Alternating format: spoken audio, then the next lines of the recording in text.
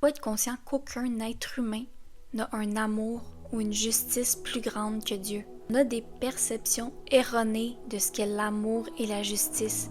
Et parfois, lorsqu'on lit un passage et qu'on ne cherche pas plus loin, qu'on ne demande pas à Dieu de nous aider à comprendre ce qu'il veut dire, si on s'arrête à nos questionnements et à nos doutes avant de suivre Dieu, c'est une erreur qu'on fait. Parce que si je me serais détournée de Dieu à cause des questionnements et des gros doutes que j'avais au début de ma marche avec Dieu, ça aurait été le plus gros regret de ma vie. Les pensées de Dieu sont bien au-dessus de nos pensées et ses voies bien au-dessus de nos voies et sa justice et son amour sont bien plus grands que ce qu'on peut imaginer, beaucoup plus grands que notre amour. Dieu aime chaque individu bien plus que toi et moi.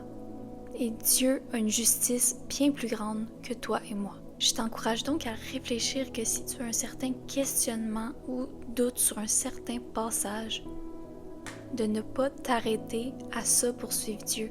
Parce que si tu cherches Dieu avec un cœur sincère et que tu arrives avec une position d'humilité en lui disant « Ok Seigneur, je comprends pas ce passage-là, mais si je comprends pas, c'est pas parce que toi tu n'es pas juste ou toi tu n'aimes pas les gens, c'est parce que moi je ne suis pas capable de comprendre l'immensité, la profondeur du passage. » Et on peut prier Dieu pour qu'il nous révèle ce qu'il veut dire dans la Bible. Et par expérience, il a répondu à énormément de mes questions.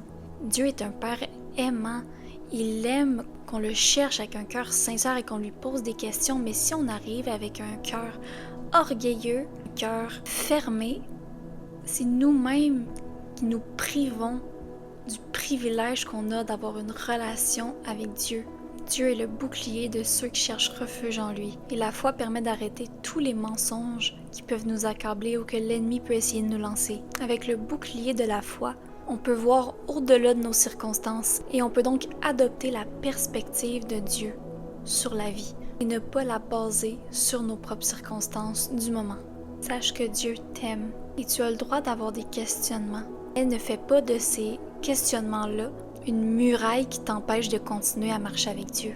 Je t'invite à chercher Dieu avec un cœur sincère et sois ouvert à ce qu'il ne réponde pas à toutes tes questions tout de suite. Sois patient et continue d'apprendre à connaître Dieu à travers sa parole, à passer des temps de prière avec lui,